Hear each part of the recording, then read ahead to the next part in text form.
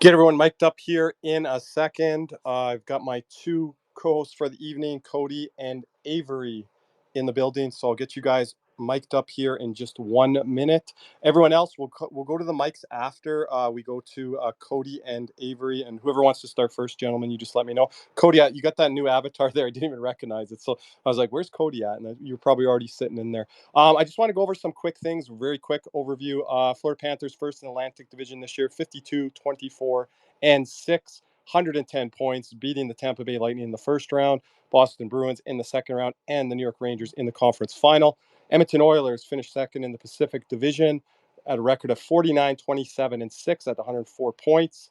One of the best teams, if not the best team, in the second half of the season, beating the LA Kings in the first round, the Vancouver Canucks in the second round, and the Dallas Stars in the conference final. Season series this year went in favor of the Florida Panthers, 2-0, 5-3 win at home, and a 5-1 win on the road.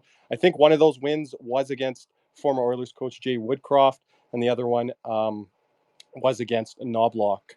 That was in Edmonton there. Mikkola scored 2 goals in the first matchup. Stanley had a goal and 2 assists in a matchup against the Oilers with no Alexander Barkov on home ice. So big night for Kevin Stanley. One of his biggest nights of the year, as he was also matched up on Connor McDavid a lot that night. Did a pretty good job there. Verhaeghe and Bennett as well had 3-point nights in the second matchup against the Oilers. Bob started both games. Thing was, Stuart Skinner did not start either one of those contests this year. It was Calvin Pickard that got in the net for both of those games for the Edmonton Oilers. A couple more things here. These are the two highest shot volume teams in the regular season. Edmonton Oilers at 33.8, and the Florida Panthers just trailing them at 33.7. We'll go into some other numbers as we go through here tonight too, and two of the top 5 shot suppression teams as well. So that's good to note there, and we'll go through some of the other numbers as we do. I'll get Cody and Avery mic'd up here first.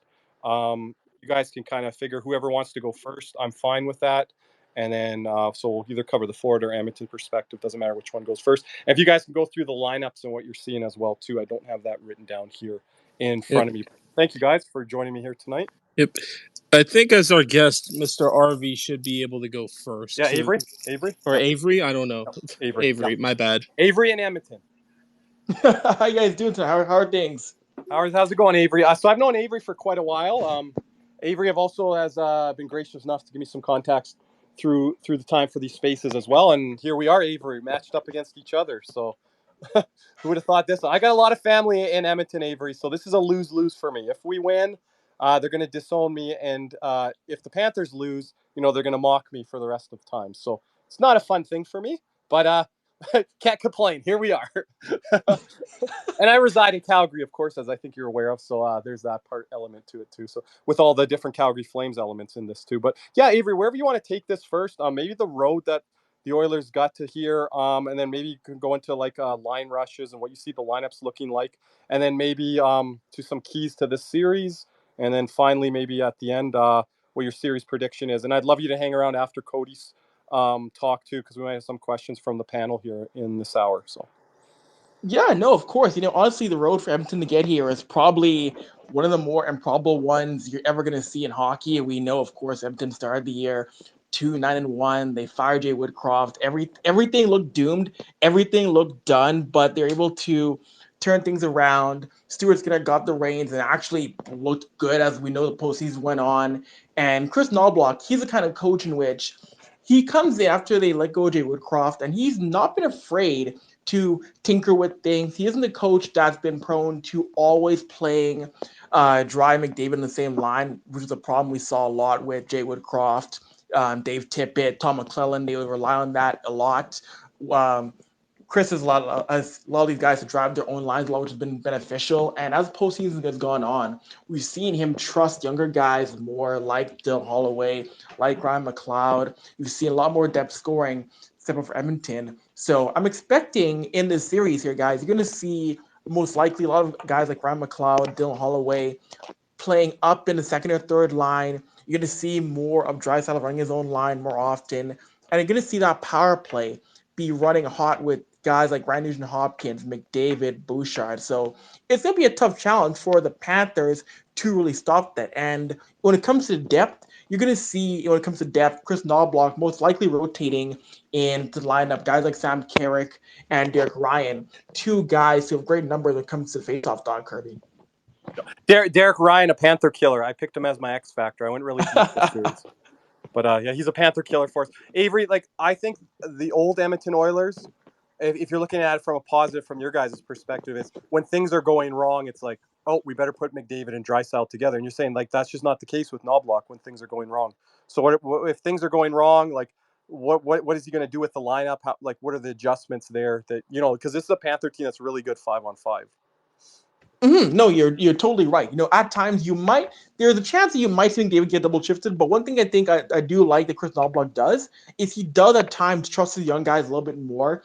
He's giving more minutes to the Ryan McLeods, to Dylan Holloways, and it was a thing that Jay Woodcroft didn't do as much, maybe because he didn't trust the younger players as much.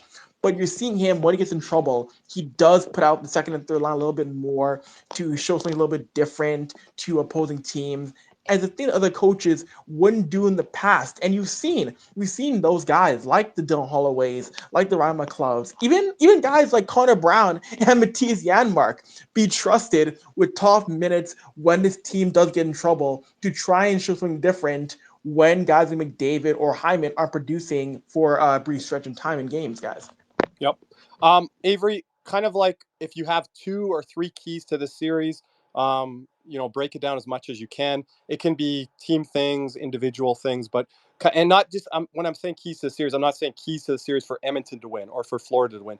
Just keys to this series, things that you think are going to be pivotal in this matchup. We might know how it's going to play out. We might have guesses, but like I said, for me, game 1 and game 2 is going to be really big in this series because I think the thing that I mentioned on our Cats and Rats podcast episode, the key for me was Panthers forecheck and the Oilers defense. How quick are they going to move that puck? Or are they going to be struggling to move that puck?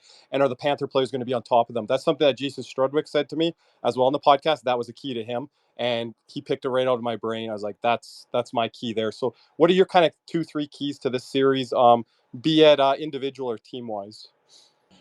I think, in general for team wise, for both teams, really it's going to be make sure you have active sticks, especially when you're on the man advantage or power play, because there's so many. Both teams have a lot of weapons they can burn you when it comes to 5-on-5 and the penalty kill. If your sticks are not active, if you're not getting traffic in the passing lane, if you're not breaking up passes, you're going to be burned. No matter if it's pucks coming to guys like Sasha Barkov, Sam Bennett, or pucks getting to Leon Draisaitl or Connor McDavid. Active sticks is going to be a major key in this series for both teams. And I think really for both teams as well, it's really try and establish the physical game early on, because that's the big thing we know is that Edmonton hasn't really faced too often in the postseason a physical team that wants to slow things down like Florida does. And on the flip side, too, for Edmonton, you got guys like a Corey Perry, a Evander Kane, a Vincent Desharnais when he checks in, who can throw the body around too. So those are my 2 major keys in this series here. Yeah, Desharnais might be a guy that comes into the lineup if Broberg is starting. So if the Oilers lose, that could be the first lineup change that we see with the Panthers. If they lose, it could be with their 4th line with those 4s there that Cody and Nick are going to go into here in a little bit more in depth. When you mention the active sticks, what our fans are going to think of right away, the first guy they're going to think of comes to their mind is Gustav Forsling. And that's going to be key with how active his stick is on the penalty kill, but I'll even say 5-on-5 if he's out there with Connor McDavid and the Hyman line and stuff like that, because they've got to have active sticks when Connor McDavid's going wide. And if they can neutralize some of that speed, I think it's going to lessen the effect of what Hyman does in front of the net and where he gets all his goals and creates chaos. But if the Oilers are able to win that speed advantage by Forsling, by Montour, by an Ekblad who's a little bit more slow-footed, then that opens up a lot more things in front for Hyman. So I think that's huge to watch. And these angles of attack that the Oilers are going to have are a lot different than what we're used to. So that's something that we're going to have to adjust to, because the Oilers are going to go wide, but you can't be like, oh, we've got containment, because these guys are deadly passers, deadly finishers, and it's maybe something that our fan base isn't accustomed to. So you're not going to be like, okay, this is a safe zone here right now. You got to finish the play. Doesn't have to be a big hit, but you got to finish the play, remove the man from the puck, and be able to move the puck out clean and not turn the puck over going back out the zone. So I think that's big in this series here. Yeah, anything else there, Avery? Cody jumps in here? No, I was going to say, I think this is going to be a series in which, every so often there's always those cup finals that are a little bit dull, a little bit slow. I think from game one, this is going to be a very entertaining series from game one. I think there might be a bit of a feeling out process for the first couple of minutes, but once you get to, I would say, like the 3 or 4 minute mark, you'll see both teams try to push a pace, I feel, come Saturday. Mm-hmm. Avry, stick with us here because Cody's going to have some probably questions for you too. But Cody, you want to jump in with the Florida perspective here, and then we'll go back to Avry after with the line rushes and line, and then Nick can jump in too. And I guess we'll start with the Panthers' path to the Stanley Cup Final, defeating a one-pass demon at Tampa Bay in 5, and a very convincing 5 as well. Tampa really wasn't in any of the games besides the game they won, or a game 2 where Vasilevsky kind of turned back the clock, but the Panthers won that game in overtime, rightfully so. And in the next round, you take on a Boston Bruins team who really kind of devoid of talent on the forward part of the team, but they have the hottest goalie at the time in the playoffs in between the pipes, so they take them out in 6. Even though in the last 2 games they probably played their worst 2 games of the playoffs, in my opinion. And then in the conference finals, we all know we pretty much dominated the Rangers from start to finish. There was not really a point where the Rangers had much control in the series. It never felt like it anyway to me. And they took them out in 6 as well. Florida I think Florida just has taken care of business each and every round. And one thing that I think has been very impressive on the Florida front are the goaltenders they had to go through. Andrei Vasilevsky round 1, even though some people want to write him off, I'm not doing that yet. At the time, the best goalie in the playoffs in Jeremy Swayman. And then, once again, the next hottest goalie in Igor Shesterkin. Who you can argue is the best player in that series, and they lose, I mean, the Panthers have played 2 consecutive teams where the goalie has been the best player by a far margin. And I mean far margin. But the story of the playoffs is how Florida has shut down every star player from each team. Kucherov. Then you had David Pastrnak in the next round. Then you had the big New York 3 with Kreider, Zibanejad, and Panarin. But now you reach the pinnacle of duos, and I think this is the best duo since probably Malkin, Crosby. Yeah. And I mean, I think I could say that pretty safely. But the Panthers are going to have their hands full with Connor McDavid and Leon Draisaitl, specifically on the power play. 5-on-5, I expect them to. 5-on-5, I think we have a better chance considering their spread on the lines, but I expect Edmonton to still get their chances. They made it to the Cup final for a reason, and I think that's one thing they have done spectacularly this postseason is they have capitalized on their opponent's mistakes. Like Dallas only gave them 10 shots in Game 6, but the 2 mistakes they made ended up in the back of their net. The penalty, and I think they were both power play goals. Avry, if I'm not mistaken. I could be completely wrong here. I know one of them was on the power play. I can't remember if the other one was. But just to add here, Leon Draisaitl 14 power play points tied with McDavid. Bouchard 12 power play points. We're very confident coming into this series, Cody, with shutting down the Rangers' vaunted power play. But yeah, this could be an extra level here of I think it is. I mean, we first dealt with the Tampa power play, which was number 1 in the regular season, and then Boston's really wasn't really much to write home about, to be honest.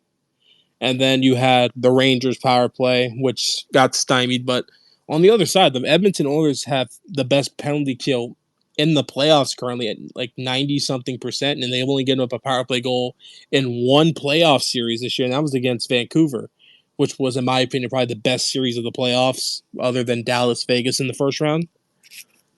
Yeah, and this is where, I think we're talking about our fan base, what we're getting undersold on. I think what the Oilers are getting undersold on is their PK, right?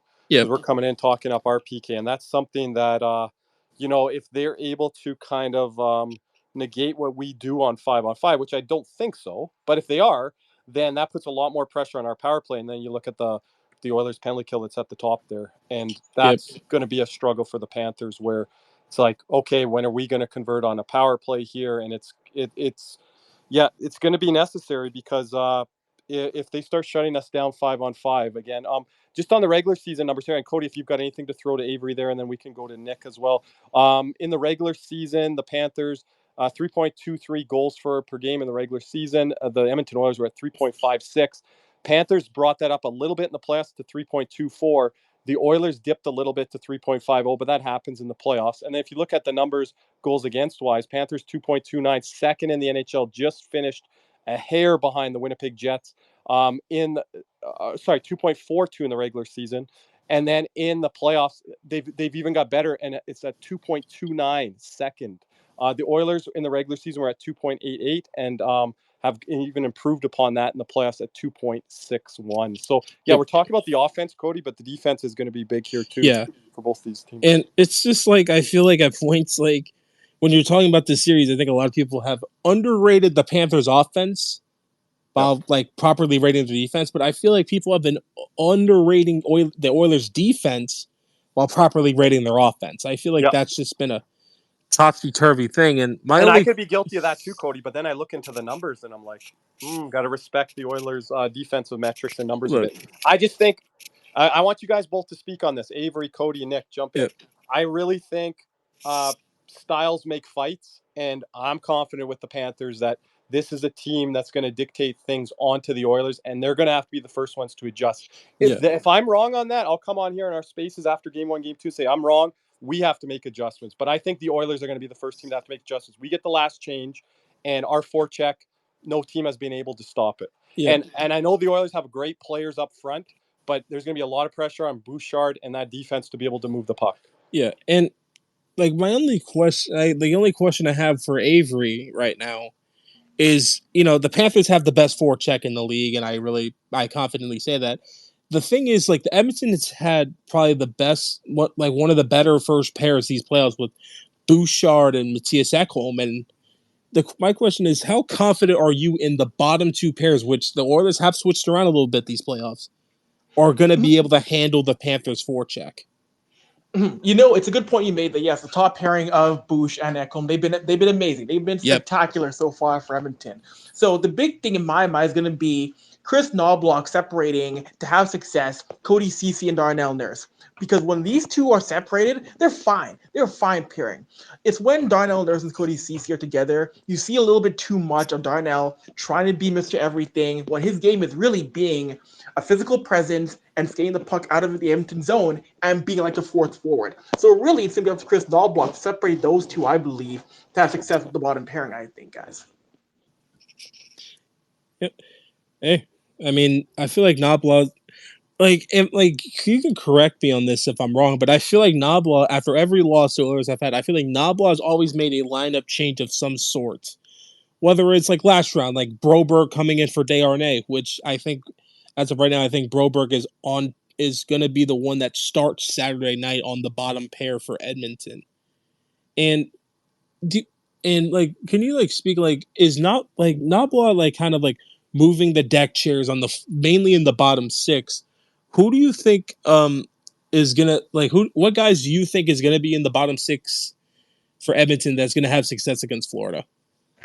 I'll start with, I honestly feel like when it comes to the forward units, I'll say for the bottom six, I really do think that when it comes to the bottom six, you're going to see some success like guys like Derek Ryan. I know he's now more of a second or third line guy, but I know he still at times can be a fourth line player depending on what they want to do. I think Dylan Holloway, someone who can float between the second, third, or fourth line, to someone who I think can have success against the Florida Panthers. He's someone who's come out and been a physical presence. He knows how to get to the net. He's playing like how he was in Wisconsin, how the Oilers thought he was going to play. And he's young. He's only 23 years old. There's a lot of growth to go in his game. So I think that's the kind of guy Florida's going to have to watch out for, as he had a great series against the Canucks a couple of rounds ago. Yeah. And I feel like he's kind of stepped up because Ryan McLeod got cold a little bit these playoffs and, not potting. And I feel like Holloway's kind of stepped up in that point for Edmonton. He had a couple of big goals in the Vancouver series. I'm pretty sure he had a big goal in the Dallas series. I could be wrong, though I could have sworn that he did score in that series. But I want to throw to, thank you, Cody. I want to throw to Nick here. Nick, lead us off here with what you got, and then if you got anything for Avery there, we can go back and forth with him there as well. Yeah, so Avery, how you doing tonight, man? Thank you for joining us. No, of course. I wanted to talk about, obviously, the most debated topic with Edmonton is Stuart Skinner. Seemed to settle in after, I think it was Game 6 he returned against Vancouver. Am I right? He returned in Game 6 against He Vancouver? did. Okay. That's correct, yes. Ever since then, he's really seemed to settle down. I guess my question would be, seemed to be in a nice rhythm. Do you think this rest for Stuart Skinner is necessarily a good thing, or do you think it could be a little bit of trouble for him early on, especially, he was in a rhythm and, he's had tendencies to be shaky, not just this playoffs, but throughout his whole career so far with Edmonton. Talking to Stewart himself, he's the kind of guy who sees this as a way to try to reset his game, get his mind focused again. And I am confident in him when what he can do because, yes, he did have his times where he did struggle against the Vancouver Canucks and earlier. But one thing about Stewart is that he's finding ways to now, we saw him against Dallas, make more high danger saves. We're seeing the glove hand being very active. And I do believe that Stewart's going to come out and find a way to get better and better against the Panthers, especially Florida wants to get a lot of high danger chances on him, and I know they will. He's finding ways to also get rebound chances. A big thing he was able to do against Dallas in Game 6 when the Stars got what felt like 85 shots on him when Edmonton only got 10. So I think Stewart's going to be coming in confident and embracing the rest before Game 1. Nick, continue on. Yep. Go ahead, Kirby. I had something for Avery, but if Cody does as well, Cody's going to drop here in about 5 minutes, so me and Nick will continue to take over here with Avery. Yeah, you kind of put this space at a bad time for me. Avery, Cody's got a couple teams in the finals this year. By the way, go Celtics. But Avery, just like once again, I didn't say it earlier, but appreciate you dropping by. But who is the guy on Florida that you think Edmonton is going to have trouble with this series? Ooh, that is a great question. That's a great question. You know what? I'm not going to overthink it too much. I'm going to say the really biggest X factors are going to be Sasha Barkov and Matthew Tkachuk. And of course, Matthew Tkachuk has a long history being a thorn in the Edmonton side, going back to when he was a Calgary Flame. So I really think that's kind of guy who's you're going to have to find a way to slow him down offensively, but also what he can do after the whistle, because we see it, I think, Chuck. He's known for that being that pest, but a very effective pest in the sense that he can throw out for a game and also be a very effective forward on the score sheet. So I'm going to say, keeping it simple, it's going to be finding ways to stop Barkov and Matthew Tkachuk in many areas in this series. Yeah, I picked Barkov for my number one player in this series because I think not just the things that he's going to do offensively, but defensively as well. I got a question here for Avery. You guys keep jumping back in, Nick and Cody. So if you're not aware of this, our fans will know this. To stop the Panthers' power plays, to stop Sam Reinhart on that bumper play. And someone that did that effectively last year in the playoffs was Bruce Cassidy and the Golden Knights. Right away, he came out.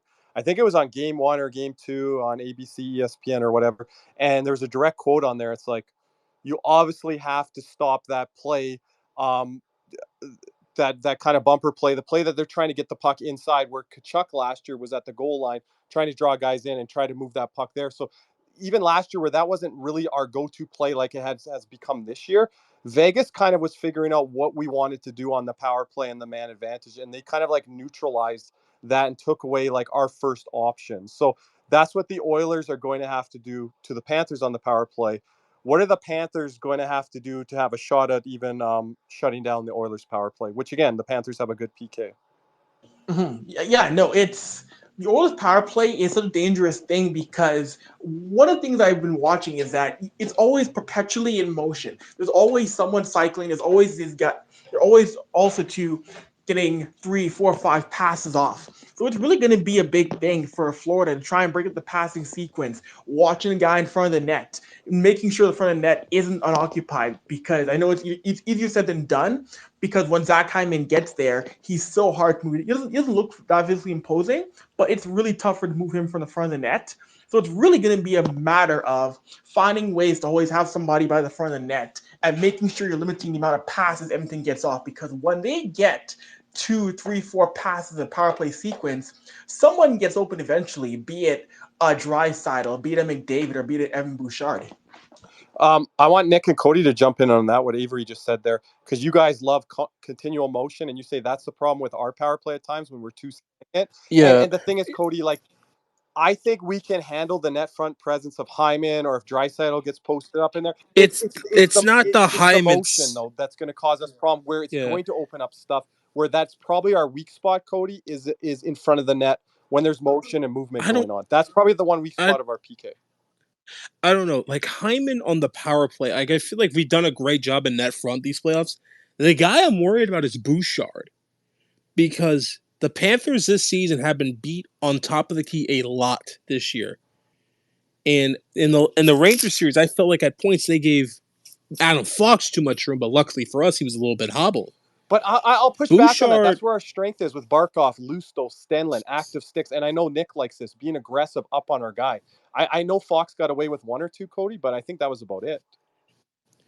I know, but Bouchard's like slap shot like worries me to a point, because Hyman can't get traffic out in front. Like I feel like Hyman doesn't have to score goals to make an impact in this series, and that's like my biggest worry. And I feel like, and when we do like kind of get scrambled in the offensive zone, we leave the point with too much room, and Bouchard could just step into one into the back of our net.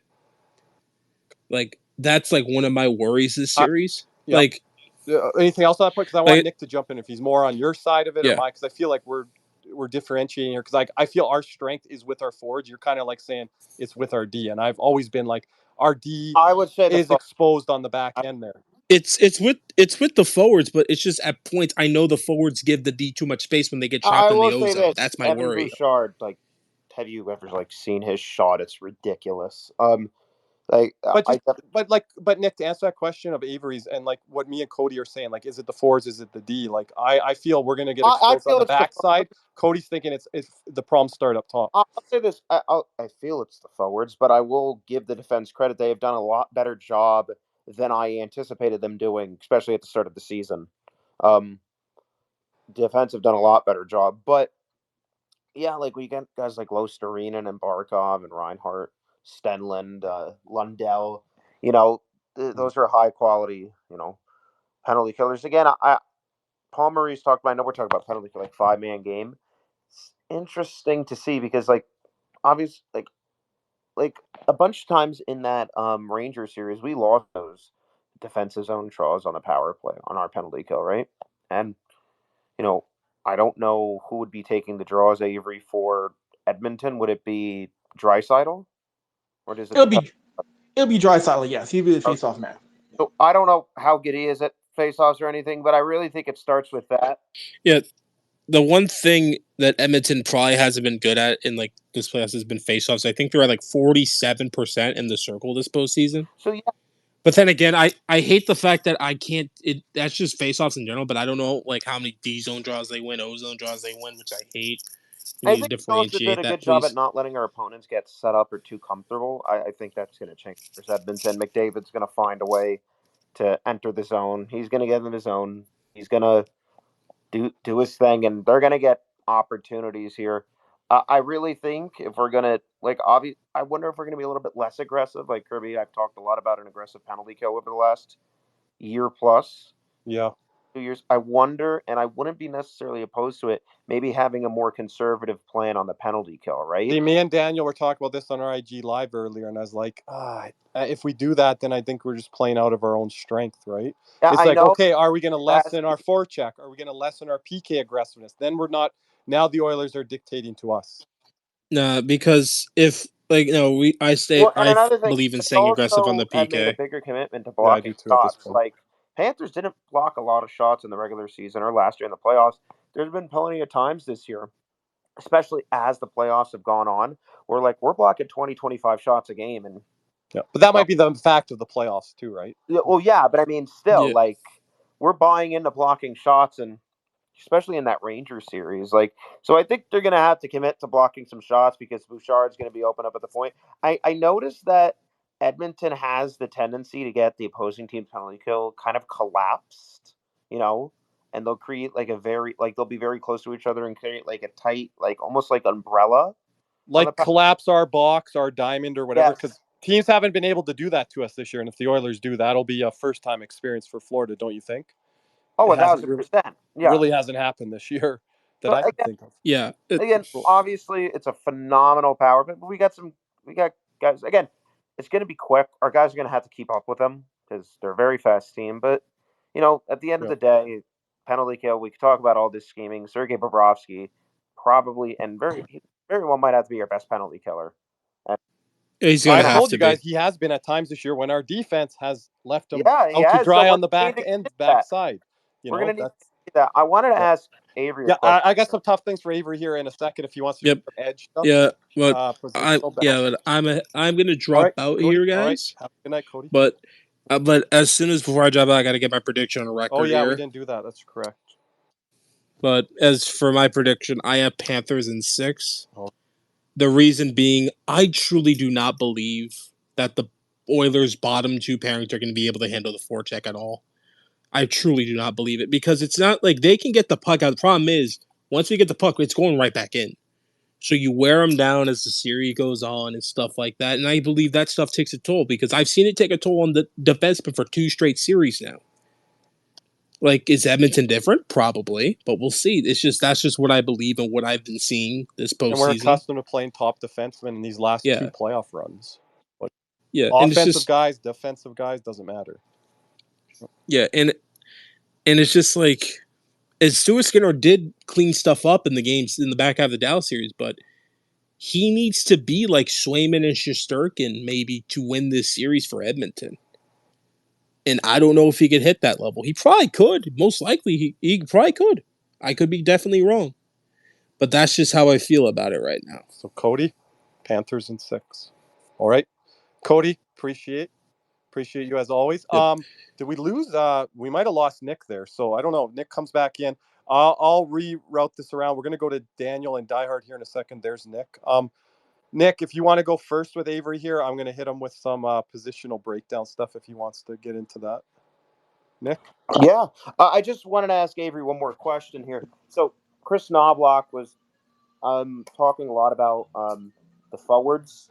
And, a switch made by him from the previous game is Dylan Holloway and Corey Perry or Ryan McLeod and Corey Perry moved down the line 4 with what I presume is Derek Ryan or Sam Carrick. I don't know if he's made his choice there yet. And Dylan Holloway and Andrew Kane move up to that second line with Leon Draisaitl. So my question is, I know back in that 5-game when Oilers won in 5 a couple years ago against Calgary, Andrew Kane got matched up with Matthew Tkachuk after game 1. I think that score was 8 or 9-6 or something like that.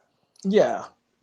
How effective do you think that's going to be this time around? Because I know Matthew Tkachuk has that tendency, he's kind of a crazy player, but I really do think he's a different player now than he was in Calgary. And, that as far as that physical, how effective do you think Andrew Kane can be in irritating Matthew Tkachuk and also Sam Bennett?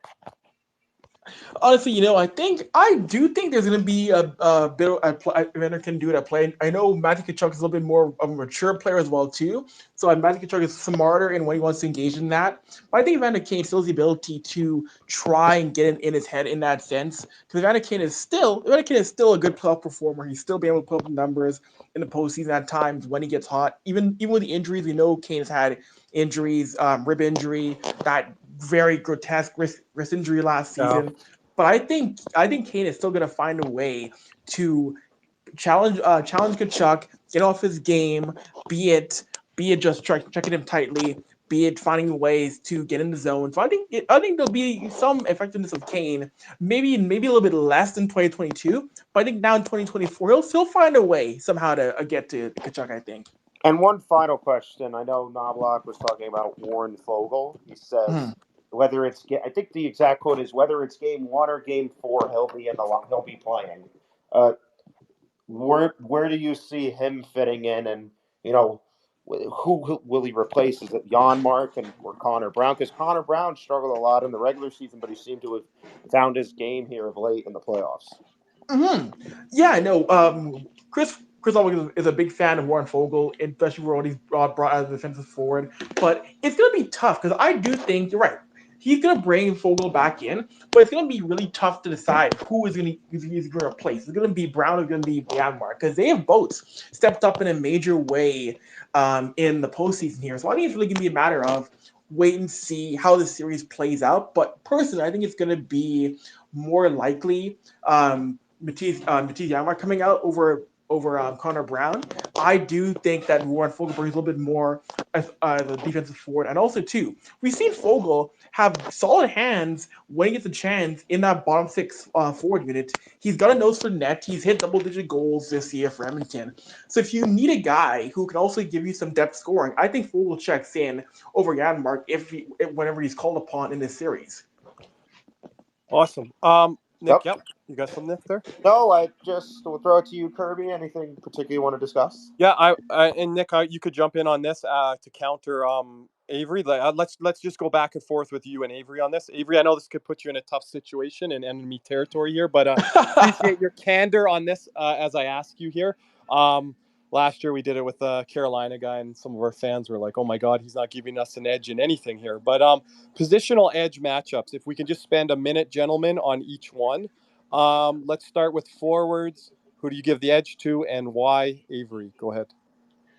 Ooh, that's forwards. I'm not gonna say the giant leap, but I'm gonna give a slight edge to Edmonton because again, it's tough for me to not give the edge when you have Connor McDavid, Leon Draisaitl, and Zach Hyman. So I'm gonna give that edge to Edmonton. But Florida is absolutely right there. I know we talked about guys like Barkov and Kachuk, but also you still have Sam Reinhart. You still have Anton Lundell. Carter Verhaeghe. No one's been talking about him in Canadian media all week. Carter Verhaeghe.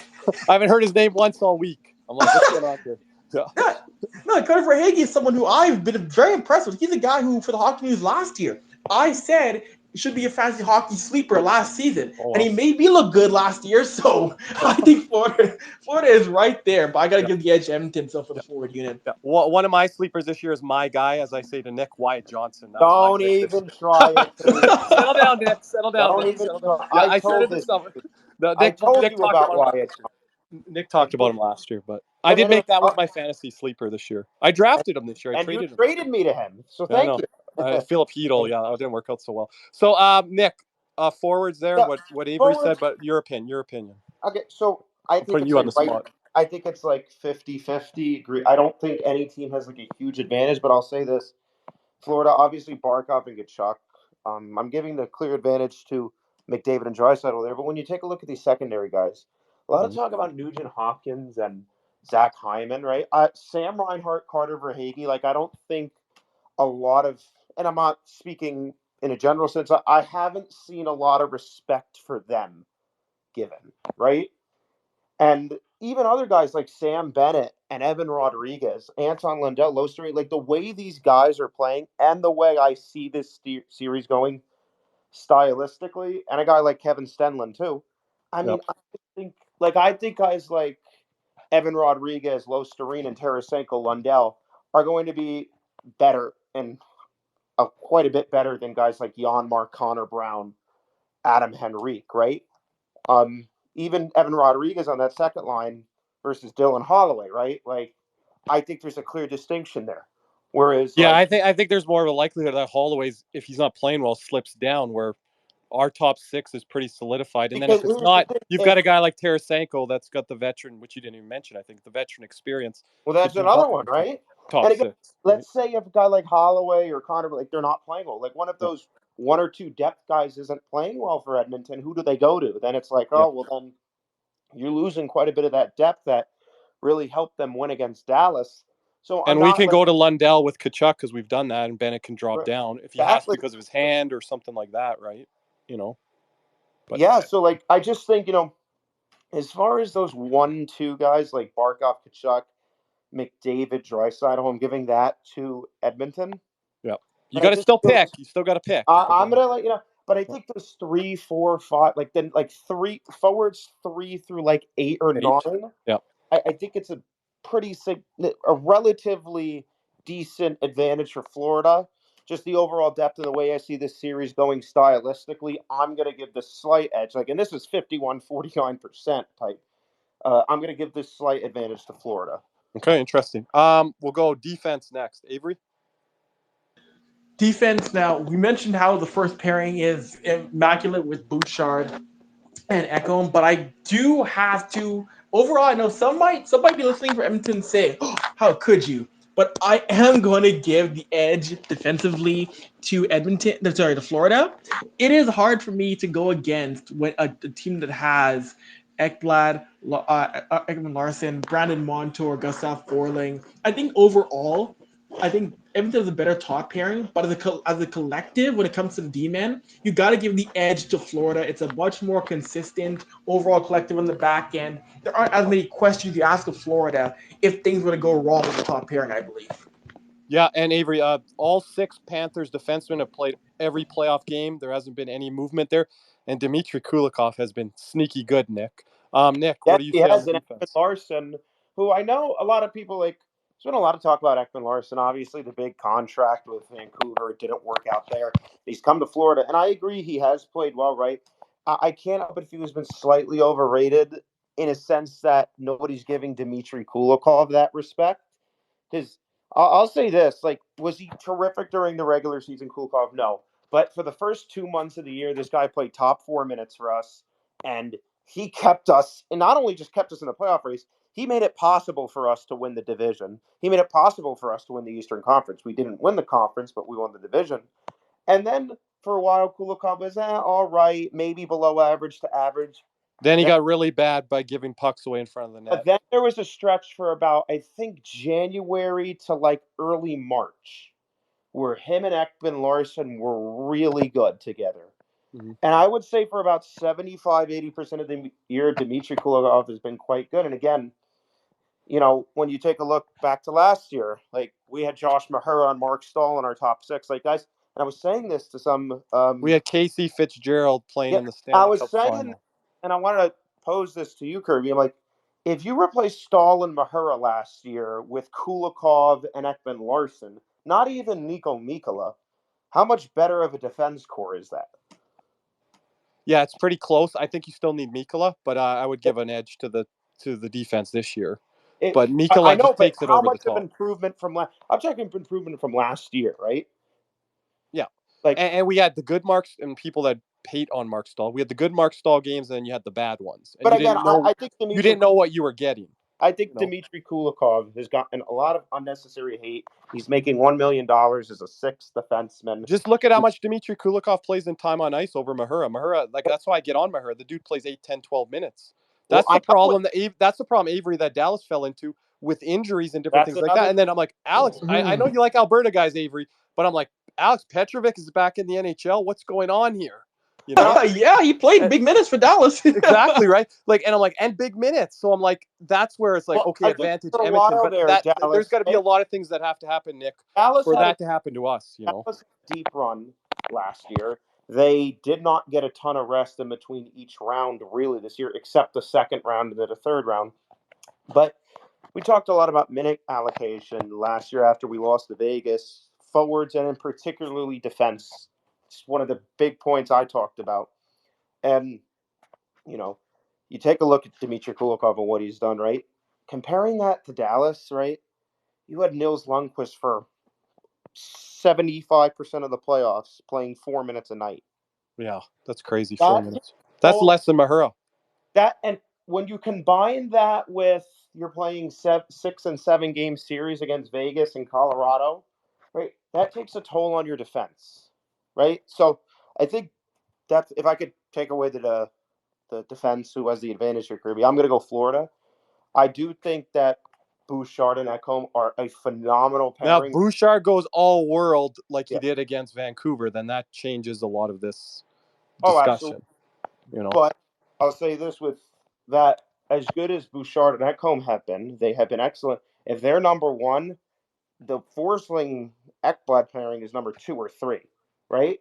And when you take a look at all analytics, Ekblad, Forsling, Bouchard, Ekholm, those are the guys in that in that top five. Kirby says you always talk about Montour. Montour and Mikola's analytics look and pretty damn good, so, especially and then I defensively. take a look at the second pair. I saw a thing on Twitter that apparently Darnell Nurse is now better than Gustav Forsling. And Avery, I never thought Nurse was as bad as fans were making him to see it. But I do want to ask, because there were a couple games there, like for Nurse, like it's against Dallas. I think it was game one where the puck gets thrown on net. He tries to block the shot pass, and it goes off his skate over to Sagan and right in.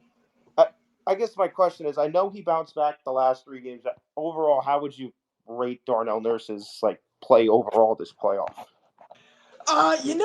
Overall, it has to be better, but full credit to Darnell bouncing back late in that series, generating chances, playing physical. But overall, and he'll say it himself. Darnell will tell you himself, it has to be better for a guy who is one of the leaders on this team, wears a letter, and expected to be one of the better D-men on this team. So I think if Darnold can keep up that play like we saw in the later games against Dallas, Edmonton should be in a good spot against Florida as long as he's not asked to do everything or more than just be a physical D-man and play like the fourth forward. Right. I'll say, and I'll say on defense. So first pairing, I'll slight edge to Edmonton, right? But those bottom two pairings again, like CC, Kulak, Nurse, and Broberg. Even though Desharnais might come in, right?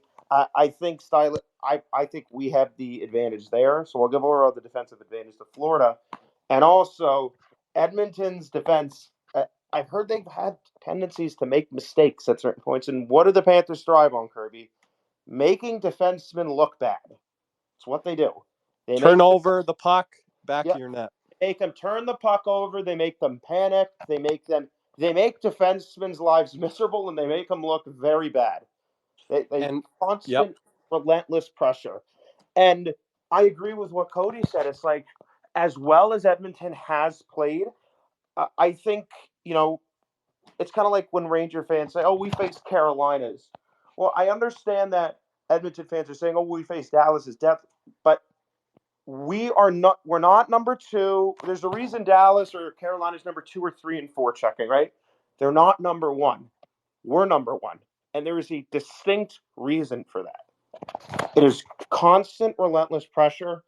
And again, I think stylistically, we can force Edmonton's defensemen. We're going to pick on like 2 or 3 guys, right? We're going to choose a guy, right? And just wear them down. Jason Bukala said something interesting on Sportsnet. I don't know if you heard it or not, Avery. Us being up here in Canada, but he's like, the Panthers might at the beginning of this series be dumping it, and I was surprised to hear this, in Ekholm's corner and just try to wear him down early. And I was like, that's interesting strategy, because if you're planning to do that early on, one of their best defensemen and one of their most physical, puck moving overall defensemen, it's an interesting bold strategy, because you have to think like, well, let's attack CC, or let's see what Bouchard has, but Jason Bukala mentioned they're going to try to go at Ekholm early. So I don't know. I thought that was interesting to see. So maybe something to keep an eye on if that's what the Panthers end up doing, dumping the court. I know teams used to do that to us with Gustav Forsling, and that's why I used to get on him, Nick, because dump it in his corner and just go to work on him. But, he's got a lot better at that, avoiding hits. I think he's a little stronger this year on his skates and be able to avoid contact, and also be able to take contact, right? Like, that's going to be a big thing in this series. I want to say one more. I know a lot of people are talking about, it's McDavid and Draisaitl's first time here. They're ready. Well, there's a whole nother Florida Panther team that's a damn good team in their own right, that have a bunch of guys that were here last year and didn't get the job done. So the motivation factor, if you don't think the motivation factor for Matthew Tkachuk, Barkov, and these other guys are as high, if not higher, than McDavid and Draisaitl's, I don't see that argument. Nick, you're getting fired up here. We're on the D. But I want to transition from what you just said there earlier, Nick, about getting on their D, turning pucks over, and then making them pay. Well, now it comes down to the last line of defense, Avery and Nick. It comes down to the goaltending. I don't know. Like, I think the Panthers are going to make the Oilers make more mistakes, Avery, but it could be the other way with the Oilers' speed, tenacity, and their overall ability, where we're turning pucks over left and right, because we have done that before with our defense. But Bob has been Vezina Bob for us this year and come up with big save after big save. Our defense hasn't been flawless this year. They have turned pucks over. They've had bad gap controls. that's where our last line of defense has come through big and Bob. And I'm not saying Skinner can't do that, but if he does end up doing that, that'll be a difference maker in the series to skew towards Edmonton, because Florida could be doing everything right, but if they can't get the puck by Skinner, then, if Skinner's playing at the top of his game, then that's going to be tough for the Panthers, because, on the other end, the Oilers are going to make you pay as well. So let's get into the goaltending battle here. How do you see it going? How do you see it playing out? We could have wildly different opinions here, but I'm curious to see. And we haven't talked enough goaltending this week in our community, so we gotta get into it a little bit here. So Avry, the goaltending. Yeah, goaltending, you've got a Stuart Skinner who's getting better every series against Sergei Bobrovsky, who's been a great goaltender for a very long time. Like, I really don't see any game in this series being a 5-4 game, 6-4 game. I think in large part, you're gonna get a lot of 3-2, 2-1 hockey. But I'm going to give the slight edge to Bobrovsky because he's been more consistent. He's been that rock all throughout the postseason for the Panthers. So I am going to give the edge to Sergei Bobrovsky in net. But Stuart Skinner, if he can continue his run of finding his game again like he did against the Dallas Stars, this is going to be a series in which you might get a couple of games or two which are full-on goaltending duels that do go to maybe one overtime, maybe two overtimes, because Stuart Skinner is finding ways to make a lot of high-danger chances. And he's making a lot of saves from out by the point. Saves he wasn't making against games against the LA Kings, against Vancouver Canucks consistently. So it's going to be a series in which, yes, there's an edge to Bobrovsky. I'm going to say to goalie Bob, but don't be shocked if every game in the series, gang, is no more than 3-2 or 2-1. Yeah, I'm still trying to figure high event, low event. Nick, I hit the nail on the head. Game 3, Panthers and Rangers. I said that was going to be a high event game, and all the other ones weren't there. Kirby, how can that be? Like, it's going to be a low event series. Like, no, there is going to be games where the offenses are going to pop. And I would say in this series, might see 2 or 3 of them. And that might not necessarily be advantage Panthers. But again, with the goaltending, Nick, you heard Avry there giving the edge to Bob. What do you see with the goaltending? Yeah, in terms of like just pure goaltender, like if it comes to last line of defense, like if all else fails, last line of defense, who am I taking? I'm taking Sergei Bobrovsky. I think Stuart Skinner, although I do think good for him, he's bounced back. I don't think he was tested greatly in some of those games. Like, again, Edmonton's a good shot suppression team, but again, Florida is a different animal, right? And it's teams like LA and Vancouver, who Vancouver, by the way, in that Nashville series, Edmonton series, I don't think they got more than 26, 27 shots in that series in a game in that series either, right? So I give credit to Edmonton, but at the same time, it's like Stuart Skinner has been shaky. He is inconsistent, and he hasn't been tested a lot. And I just think that stylistically, the way we play, the way we can make defensemen make mistakes, we're going to test Stuart Skinner, and I don't know if he'll be up to that. And I think Sergei Bobrovsky, he'll get tested, and you know what? McDavid's going to do some McDavid things. Draisaitl's going to do some Draisaitl things, but for me, it's Sergei Bobrovsky, and I don't really think it's too close, to be completely honest. Yeah, and I just want to add on the Stuart Skinner front before we move on to the last one or two here. It scares me a little bit with Stuart Skinner because living in Calgary, seeing the Oilers quite a bit. He's got a really scary floor, which is not good for Oilers fans and Oilers Nation, but he's kind of got a scary ceiling too, where he could just turn it up for a while. And can he turn it up for a week or two and just turn that on? People have come to me, Nick, and be like, is this an Adin Hill situation? I'm like, yes and no. And the no part is I don't think the Oilers defense is constructed like the Vegas defense is. I don't think Adin Hill was big they're absolutely great. Like, do we make Adin Hill like do anything really that great last year? Obviously that save on Cousins, but that's one stop, right? And again, I think we're a better team on paper right now. We're more healthy. We've got a deeper lineup with guys like Tarasenko. Kirby, we went back and watched that Vegas series. You saw Montour up at the point trying to get a shot through. You saw the layers and there was nowhere to shoot. Yeah.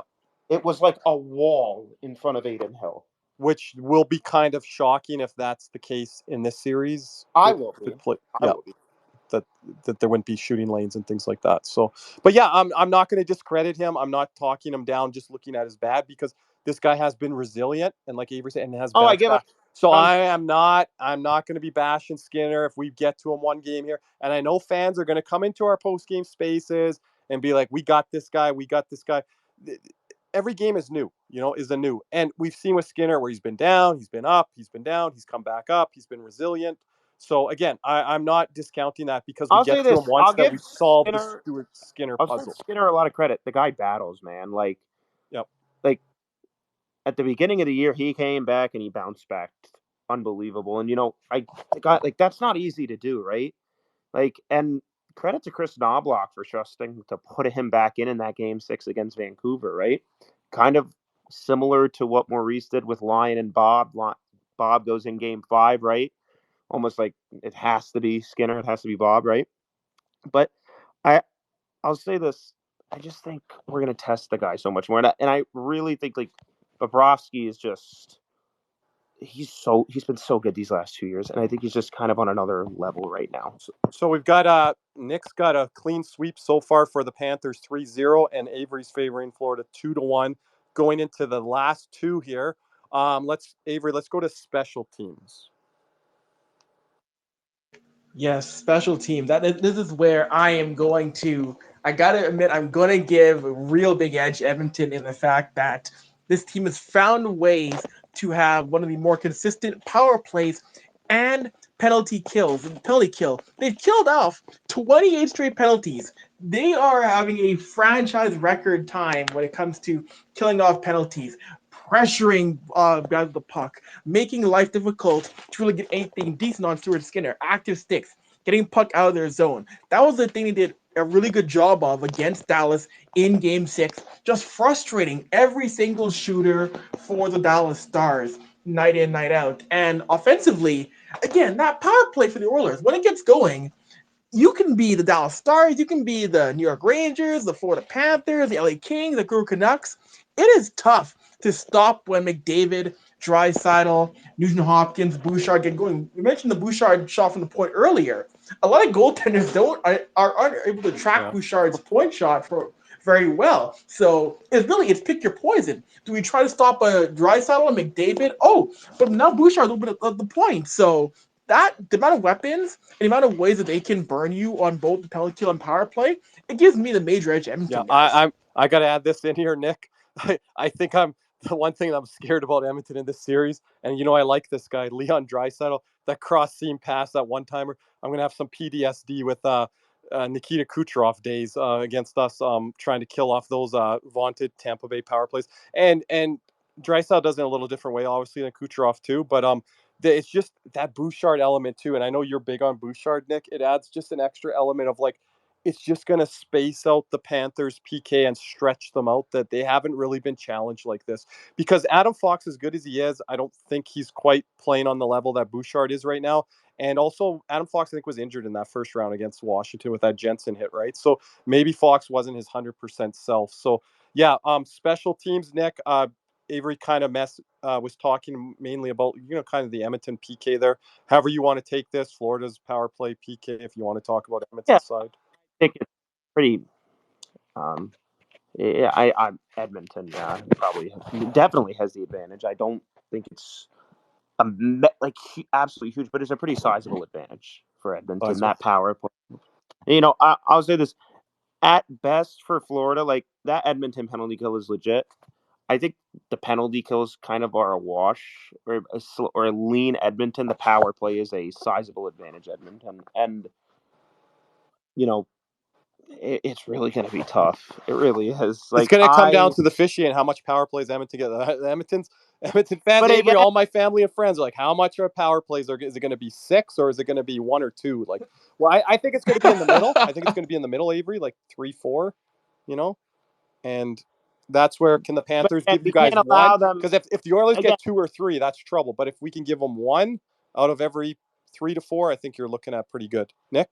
Again, I would like around 75%, 75% for a penalty. I don't want them scoring 2-3 power play goals a game. Like, that's not doable for us. We cannot allow that. I think there might be one game where the Oilers definitely do that, and that's the one that the game, which we're going to get into our predictions at the very end of this in about 15 minutes here, 10 minutes.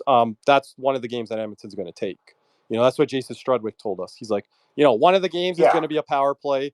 And then he thinks Skinner 1 or 2 games. That's a little ambitious, but say he takes 1 or 2. Then it's like, well, Leon and Connor are going to take 1 themselves, right? So I'm kind of giving 1 or 2 games to the Oilers, which you'll hear my prediction later, because of the power play. Oh, yeah. And again, I don't know consistently across the whole series again how much of an impact it will be. It's going to break through. We'll really see, because again, every time I doubt this Panthers penalty kill, right? I know. I doubted them against the Rangers. I did. I didn't doubt them, but I didn't think it was going to be as electric as it was. Again, we're not doing what we did against New York to Edmonton. If we do that, this is done in 4. Like our discipline, you mean, against the Rangers? Discipline and our penalty kill efficiency. Yeah. Like, if it's that level, which it's not going to be. But I think that Edmonton's going to have more fight 5-on-5 than what the Rangers displayed to us. But again, we were a big part of that. People are not giving the Panthers credit. They're just like, oh, the Rangers stars didn't show up. Well, there's a reason why they didn't. But I think there's another half a level to the Oilers stars. But we'll see. Absolutely. We'll see. And I'll get that. We'll see what game plan the Panthers have in place. Again, I think our coaching staff, which I'm sure we're going to get into here adjustments. Next. Yep, that's my last one. I've said this before. Like, it was during this playoff. Like, we lost the game. I'm like, I trust our personnel and I trust our coaching staff. Like, again, it's Connor McDavid. There's only so much you could do, but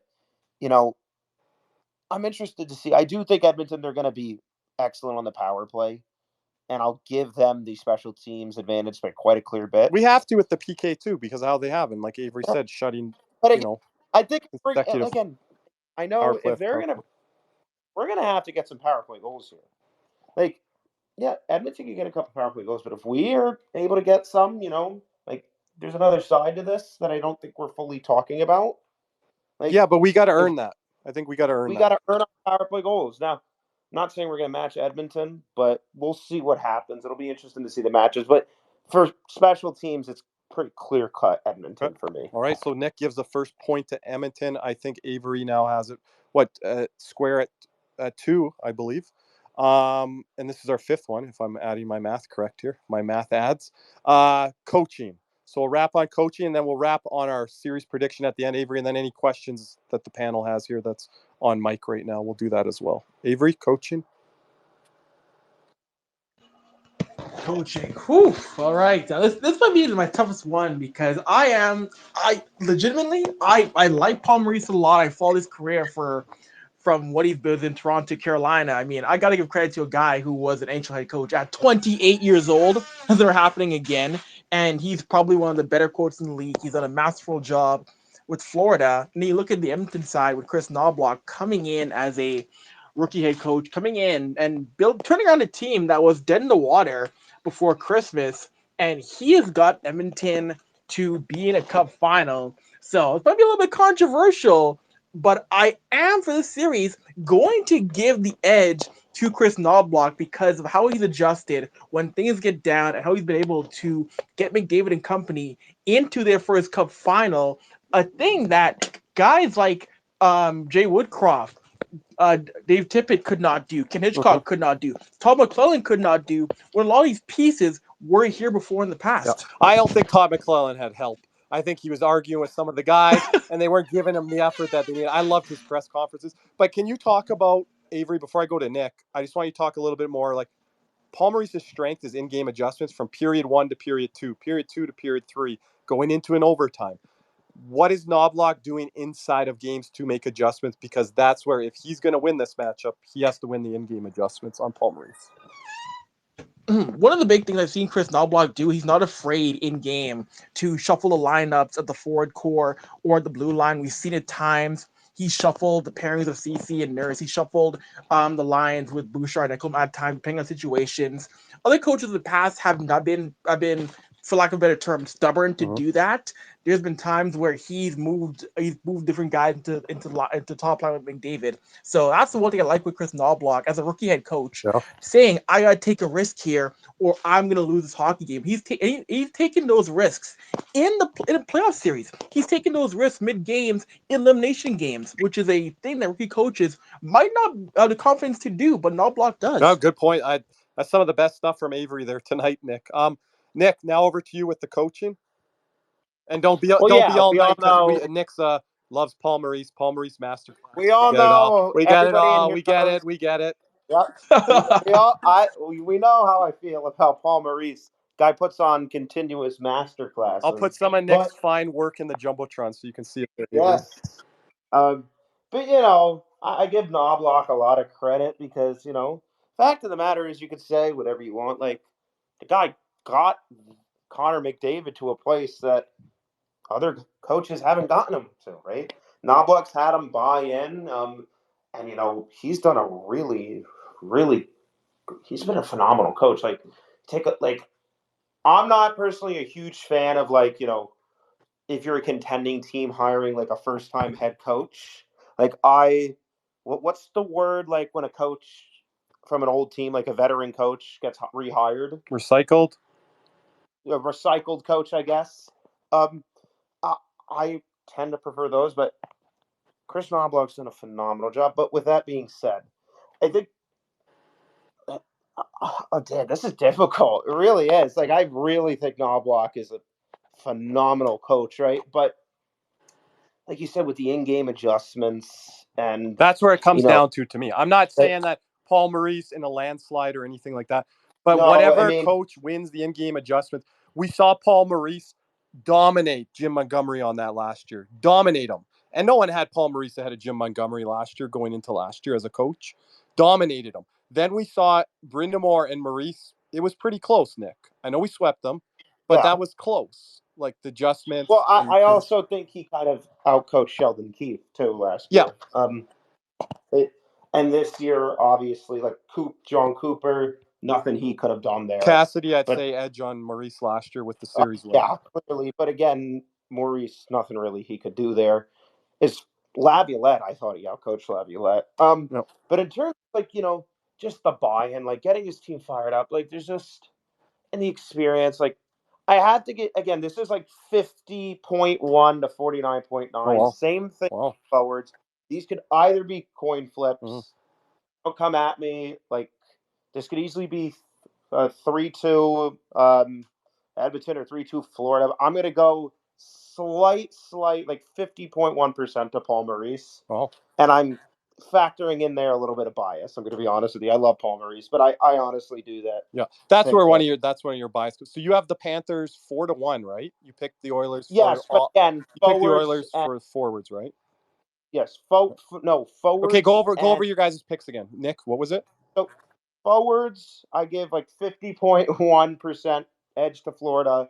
Then defense and goaltending, I give a relatively decent advantage to Florida as well. Yep. Power play, I give a pretty sizable advantage to Edmonton. And then the coaching. Special teams, it was, 3-1. And then coaching. Coaching, like 50.1%, same thing as the forwards. Very, very slight advantage to Florida. So 4-1, and then Avry again. Yours was. Yeah, I gave the edge. Forwards, I gave the edge to Edmonton. D, I gave the edge to Florida. Special team, they had the overwhelming edge towards Edmonton, and coaching, I also gave the edge to the Oilers. And then you had the goalies, Florida. Goalie against so Florida, yes. Florida, Florida, was it 3? Yep, that's right. Okay. Predictions, gentlemen, and I appreciate your time here tonight, Avry. If you would like to start first with your prediction in this series. I don't know if you're a prediction man, if you avoid predictions, but you let us know on all that too. And how you've done along the way here with the Oilers too. Over the past, you know what? I've done predictions on different shows over the past couple of years. I know I get asked for my predictions because I know last year I called the Kraken beating the Avalanche in 7 games last year in the first round. I got that one right. We only had 1 or 2 people in our community have that one. Wow. Well, yeah. So for the cup final, I'm gonna say first of all, anyone who thinks, of course not in this room, but those who think the series is gonna be Florida or Edmonton in 4 or 5, no, it's not happening. It's gonna be a long, grinding series in my mind. So, but I am gonna say Edmonton takes this series in 7 games. 7 games, okay. Are you saying overtime, Connor McDavid? There's never been a game 7 overtime awarded, right, in NHL history, or in the modern era? Was it 1950? In the modern era, I think, yeah. 1954, something like that. So you're thinking overtime, anything like that? Ooh, I'm not gonna go that brave and say overtime, but I could definitely see a game 7 being like a 4-2 victory or a 3-1 win. That makes my co-host here, Nick, so sad because he has a season ticket holder and we'll be there for game 7. And already happened to our football team this year, so it cannot happen this year, Nick. On home field, on home ice. I don't care what it's played on. It cannot happen, Nick. But Avery says Edmonton in 7. Avery's not going to like my pick. Nick? Well, we had Cody with Florida in 6 earlier. Go ahead, Nick. Still kind of thinking here. Thinking here. But we ran out of time on the podcast last night, so we're saving it for this. So we told everyone. Just because I'm going to go against you here, Kirby. I'm going to go Florida in 6. Florida, are you going against me? Okay. Anything to say on that? But, so you're saying in Edmonton, the cup will be awarded to my Florida Panthers in my home province. Oh my God! There you go. Wow. There we go. You have to come party up here. I am again. I could see it going anyway, but my personal opinion, I could definitely see it going to Florida in 5. I'll lean 6. Okay, so you're between the 5 and the 6. Yeah, I'm between 5 and 6. I'll end up for the official marking picking Florida in 6. If you want to be technical and official with it. So you're going Florida in 6. Okay. Yes. Okay. Yeah, Avery, I don't want you to hate me here. And Avery, I want you to hang in here for a couple questions we may have from our panel here in a second. I was wrong, dead wrong on this last year. Now, I've got some really so good don't make the same mistake. So I was dead wrong this last year, and I think I slept on the Vegas Golden Knights. That was a team that I just not discounted, just slept on, didn't do my proper research, didn't understand what they were capable of with their defense. Obviously, things happened with the Panthers with injuries that we did not know until that series went along. Losterainen was done before we even knew he was. Montour got banged up in the end of the Carolina series, I believe, and played through the whole shoulder thing. Ekblad, his whole body was broken at that point. And then Matthew Tkachuk, that injury was just the death blow. Now, I wouldn't have said Florida in 5 if I knew all of that and wasn't sleeping on Vegas. But I'm going back to the well again here, gentlemen. And I feel confident here. And I know Edmonton, living in the province of Alberta, I'm going Florida in 5. And this is why. The forecheck of the Panthers. Wow. I'm going to know early on if this is a short series or not. Avery, I can message you and be like, I don't think this pick is good. I think I'm way off on it.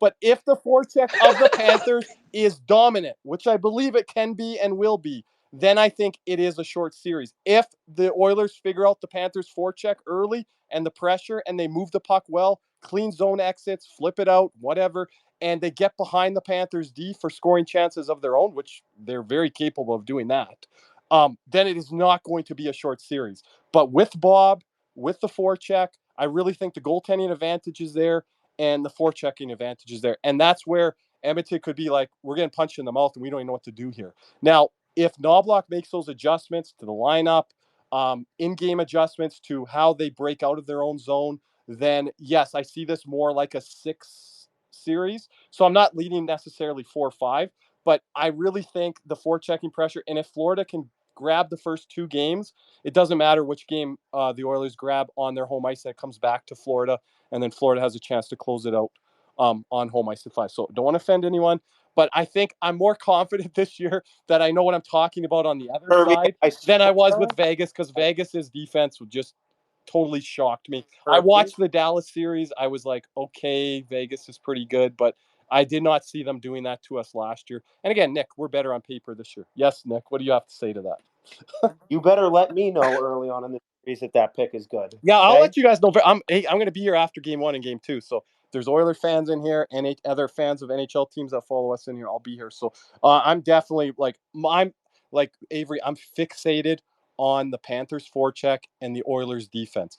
This is the most I've been fixated on this going back to Florida-Toronto, which if you go back and watch that series, I'm not saying Edmonton's Toronto, but if you go back and watch that series, Toronto was punched in the mouth in the first shift, and they didn't really recover from there. So I'm curious on that. I know the all-world ability of Evan Bouchard, but he's going to have to do a lot of focus in his own zone, and we'll see how guys like Ekholm can kind of pull up the other guys, because I think there's going to be guys like Kulak and Darren, if he comes in the lineup, we'll see how that looks. Broberg early on.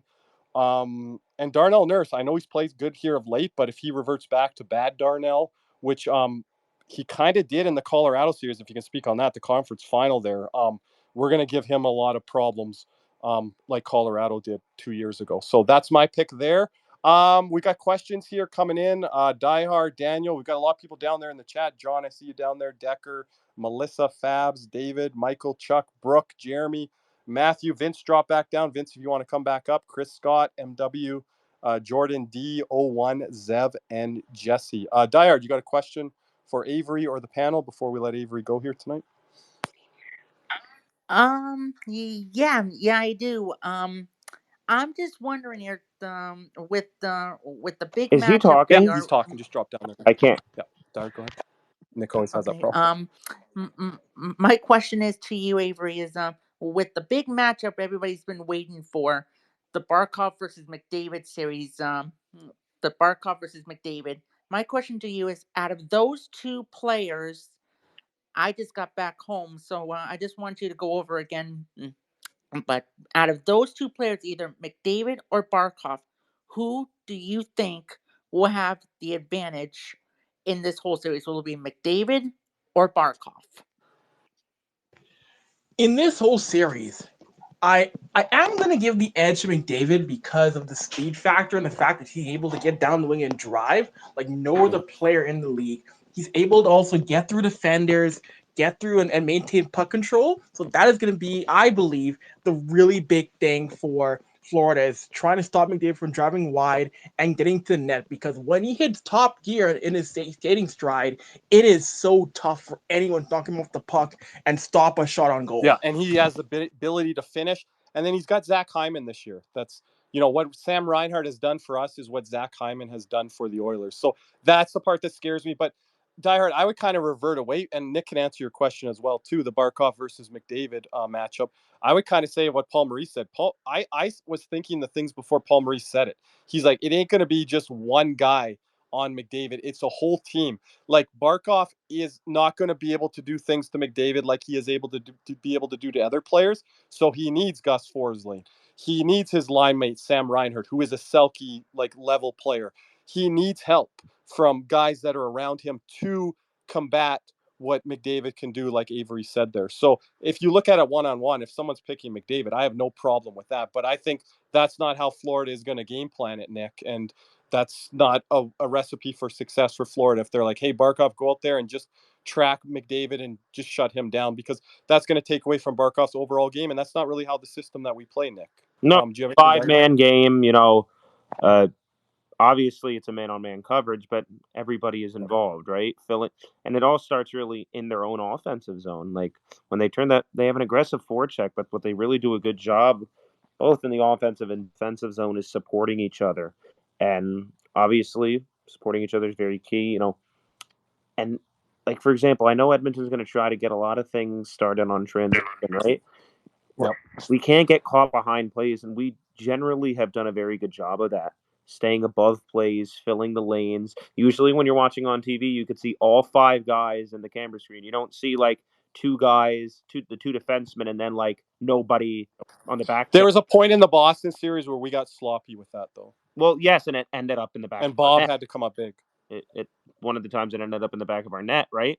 And I can point to that McAvoy goal in Game 5 and the second Brandon Hagel goal in Game 4 in the Tampa. Okay, I was talking the breakaways and stuff, but yeah, you're talking about getting behind coverage when you're already in the zone. Yeah, I'm talking more about in transition. In transition, gas control is going to be another key point.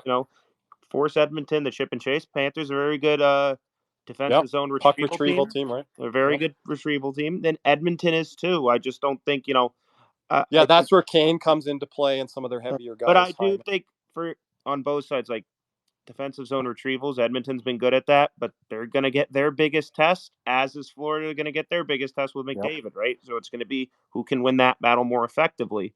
I think, guys like Aaron Ekblad, Kirby, we talk about the high flip. You crack some jokes about it, but that's going to be needed at times. Yeah, well, I don't want Aaron Ekblad to be high flipping it in the first period, but if you're the third period and you're like Draisaitl and McDavid are coming down on you, then yeah, high flip is fine. But I don't want to be giving the Oilers possession in the first period because then it ain't going to be a short series. But we're losing Nick there. Nick, can you hear me? Go ahead. What were you saying? Okay. I think that play's called like the dink, right? It's like that little chip behind you, right? Allowing the supporting guy to pick up the puck. Yeah, but like do you want high flips from the Panthers coming out of the zone in the first period with the Oilers' speed and transition? No, I'm talking about the reverse play. What? I'm talking about the reverse play. Okay, yeah. I'm talking about the reverse play. Kulikov goes back to get it. He reverses it behind the Ekman Larson there, and they get a clean breakout, right? That's our game early on in games if we're going well. Yeah. And, we keep doing that, right? Like Edmonton, they're going to get transition opportunities, right? But Edmonton's going to have to be forced to chip in deep. And, defenses or retrieval, getting the puck out of the zone, right? Kind of managing, we're going to have to do a little bit of game managing, but there's going to be times where we're just going to take over, right? Just a fact of the matter. But defensively is the main point. I do have a little bit of concern about man-on-man coverage. Wondering if they go hybrid because it's like you said, Kirby, like Alexander Barkov, just go cover McDavid. I'm like, don't matter who you are, that's not easy, right? And said this about Colorado too, right? Somebody said, "Oh, we just got to stop them their speed through the neutral zone." I'm like, well, it's not really that easy. It doesn't work. That's Edmonton. Yeah, it doesn't work. That's not easy to do. It's not. It just doesn't. Oh man, we're gonna get some of those calls early on in the series, and we're gonna be like, just stop them through the neutral zone. I'm like, they're fucking trying. I bet. Like, yeah, we'll need Avry to come in here, or someone to come here on the other side. So you're like, guys, it's not easy. Stop yelling at Kirby and Nick. I'm sure they're trying to stop him, but it's Connor fucking McDavid. He does it to everybody. Okay, so it's true. This is the one saving grace. If you know South Florida sports fans and Avry doesn't just know hockey; he does all sports. South Florida fans, they love the flashy guy. They love the best of the best, the LeBrons, the Jordan. They love the best, and we're playing the best, So I think they're going to understand that and not get so freaking pissed off. But it's going to be like, just like they're trying, it's not easy, He's going to get his chances, And if Bob doesn't make the save, it's everyone's losing their mind. The whole thing is shutting down Connor McDavid. I don't know where anybody has been, but I don't think anybody's fucking figured it out. So, I don't expect this. It's not the whole series, and if it's the whole series, then the Oilers deserve the cup now because, we're clearly not good enough, or clearly we're not clearly as good as we thought we were, But again, I think we could. It's not. You're not going to completely shut down McDavid. But what you can do is manage the game in a way for maybe you could take him out of the game, not out of the game, but manage him for certain portions. Yep. And that might and if it's 5-on-5, that clock starts to tick. That's what it did to Tampa. Tick, tick, tick, tick, tick, tick. And Tampa Bay's like, we got no time left on the clock. Right? You kind of do that. Connor McDavid, I think that second period is going to be really important. Managing that. Like that first period, obviously, we know Panthers come out really well. We got to go to some hands here, Nick. Yeah. So I'll wrap up there, but don't get mad if Connor McDavid does Connor McDavid things. Please. We got Daniel that's been waiting a long time, and then John popped in, and then I don't know how much time you got left here, Avry. I got a couple minutes still, guys. All right, man. 2 to 5 minutes here. Daniel, John, if you got anything for Avry, and then we'll kind of wrap in the next maybe 10 minutes or so here. Daniel, John, anything for us? I'm here. I was kind of waiting for Daniel, but I can go for a second. Yeah, go ahead, John. Yeah, first of all, hey, it's great to have Avry here, man. It's always a pleasure to get to interact with guys from other fan bases and who covered the teams and whatnot. So we're going to be fierce competitors, I would say. But at the same time, it's a game, and I'm just excited to be a part of a Panthers Stanley Cup final that includes a team from Canada. As much as I know the series hasn't started yet, and I'm Yeah. projecting ahead, but John and Avery, they got a good demeanor about themselves. So you guys really do. I would say I'm very level-headed until it's time to You have your little snarky jokes, but that's about as far as you go, and we all do. Yeah, We all do. no, for sure. Yeah. Quick story for you there, Avery. I've been looking at you guys' anthem singer for the Oilers, and I do some scouting on my end, just to kind of see what's the vibe like, So much respect to him and to Oilers Nation on that end, but yeah, we're gonna be excited to be a part of this. The one thing, talking about game wise, and then I got some news to share with everybody. But game wise, uh, man, I'm really looking forward to the McDavid Barkov matchup because it's kind of like the immovable object meets the unstoppable force, and I don't know who wins in that. I think you're going to have a typical classic heavyweight bout where both guys are going to get really big, knockout worthy punches, and it's going to be a good series. As much as I don't want to sound too, overconfident or anything, but I do feel as though the Oilers are a bit in a position that the Panthers were last year, as far as starting the season, kind of down, and then pretty much having to pick up into playoff like style since almost like halfway in the season, very similar to the Panthers, last year, and obviously that takes a toll on health. It takes a toll on everything that has to do with just having stamina to go throughout the entire series. So I feel like that's going to play a part in the Oilers' overall performance. That's a really good perspective there, John. I was never thought of that, and kind of Yeah, first one to bring that up to me. but Like thinking about back to the Panthers year last year, yeah, at the same time, I feel like Edmonton has just enough upside talent to Yeah, uh, combat over that. counteract some of the fatigue and the lack of stamina there might be. But Yeah, again, like it's going to be difficult, in my mind, because simply as far as goaltending goes, as far as coaching goes, I think there's going to be a bit of an edge for the Panthers there. But again, like Stuart Skinner has somehow found his game, and much like Bobrovsky last year, he had a couple of games where he wasn't as strong, but then eventually, as the playoffs went along, he kind of snapped out of it and played well. But it's going to be difficult, I feel, and a lot will determine the first two games as to how they end up and whatnot. So.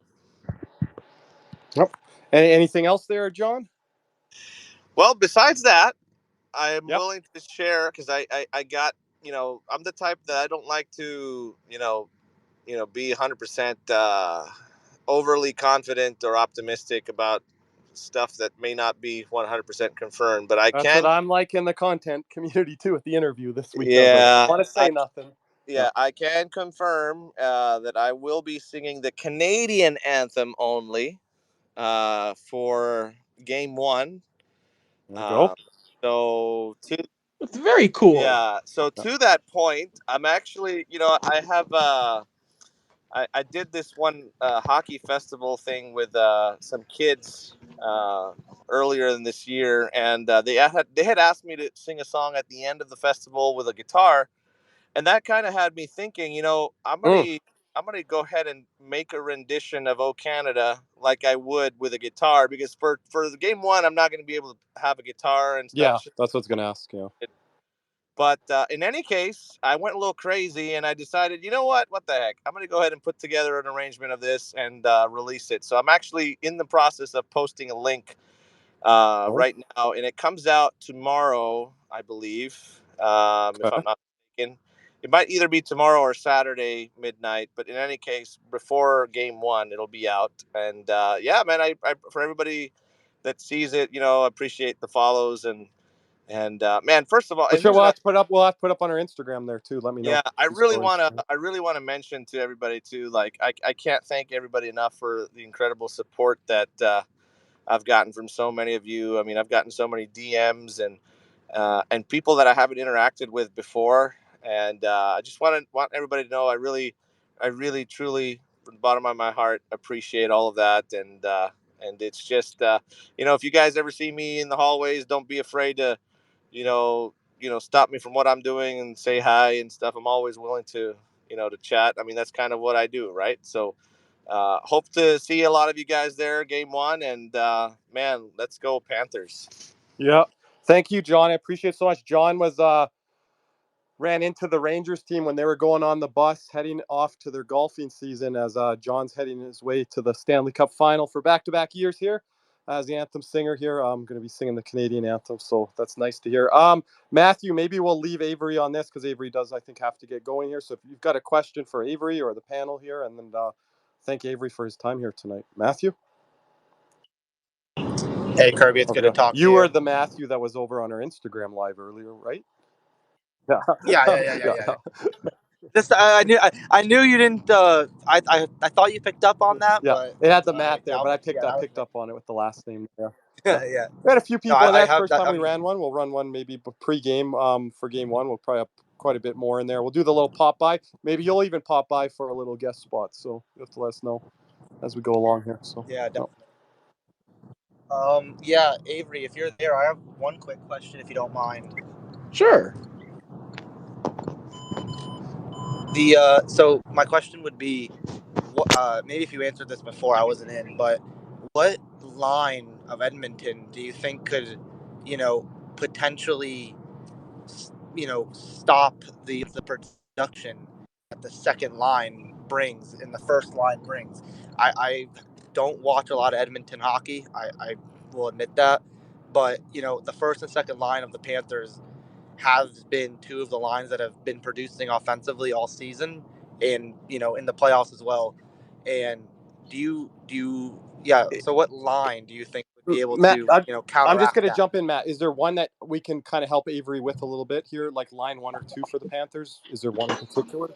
Yeah, I'll go with line 1 with Barkov on Okay, it. so you're saying Verhaeghe, Barkov, and Reinhardt. Thank you. I had a brain fart there. Yeah. So that line there, Avry. Ooh, that's a great question. And so Chris Knobloch, he's been prone to starting games. And can you hear him, Kirby? Yep. Yeah. So Matthew, drop down there for a sec. Just give him a second here, Avry. Matthew, drop down, come back up. Yep. We're having some tech issues. Hold up on there for that one there. If we get Matthew back up here. So yeah, the first line there, because it's kind of hard question to answer there, Avry, if it's like both lines, because you're kind of thinking of like line matchups there. So with the top line of Barkov, Verhaeghe, and Reinhardt, which has been a little different this year. We've seen from the first line of the Panthers where we've seen Barkov, obviously with Reinhardt, but the other guy on the other wing could be Tarasenko or Erod. So now it's kind of been, I think Matthew's, well, I don't know where he's at right now. There he is. Matthew, let me know if you can hear Avry. Matthew? Go ahead, Avry. Yep. Wait, are you there, Matthew? Yeah, I can hear you, Avry. Cool. Thanks.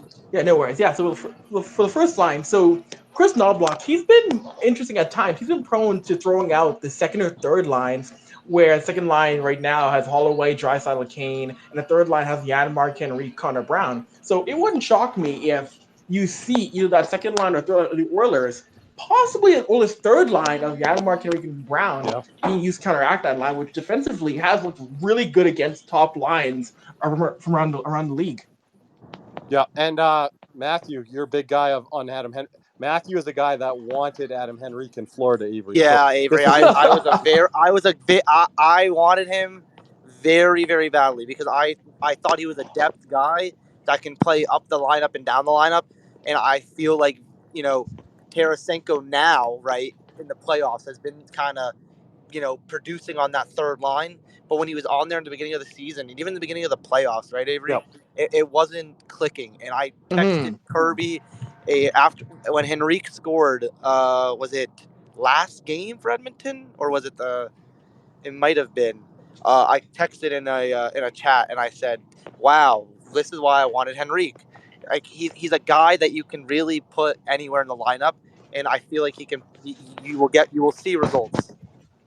And I think, Avery, if Adam Henrique is a guy to shut down Barkov's line, obviously not overall, but offensively speaking, that's going to be a huge win for Edmonton. And I wouldn't put it out the realm of possibility, but if they're going to have their hands full for Hagee, Reinhart, Barkov, that's the line. But Adam Henrique, he's got the playoff experience. And we remember as Panther fans going all the way back to New Jersey, him putting the dagger in. I was at that game. Oh no. We want to talk about game 7 and overtimes. But yeah, so he's coming back in our conscience now, Avery. So there could be some PTSD there. Time to get our revenge, Kirby. Get our revenge.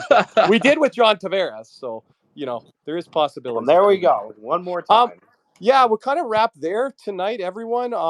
Thank you for all the speakers. Kirby, I gotta run out here, but Avery, thank you very much for joining. It was awesome having you on, and although I half-heartedly mean this, good luck in this series. I'll say the same to you, Kirby. I'll say the same to the entire group. It's always fun. It's always fun talking hockey in different markets. I love talking hockey with Sunbelt fans. You guys are amazing. So it was a good time tonight. Appreciate Avery. Avery, before you go, anything to plug or what you're going to be doing? Because you're probably pretty busy. Yeah, so you guys can just find me here on Twitter at Avry. Find all my work there as well. And also I'm going to be doing stuff for the Hockey News magazine, hockeynews.com, and my podcast, Avery Sports Show, during the Cup Finals. Awesome. Appreciate Avery, and I know you and I were always in touch, so appreciate it, and all the best here during the final. So, no, of course, Kirby. Thanks, buddy. Thanks so much, man. We're going to kind of wrap here tonight, everyone.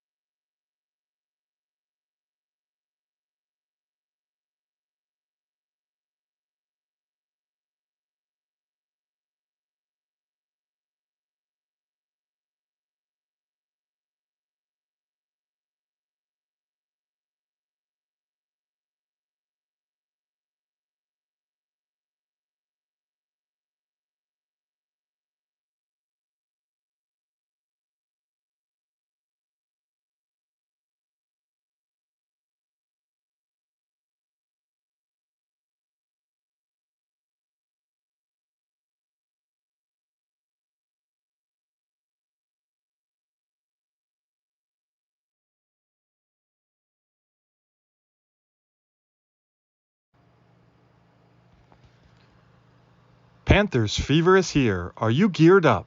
Caneswear in Davie is the place for all your Florida Panthers needs. They have the latest gear for our favorite NHL team. Jerseys, polos, t-shirts, hoodies, hats, and more. Caneswear has you covered. Stop by their store in Davie or at pantherswear.com. Again, that's pantherswear, WEAR.com for all your Panthers gear.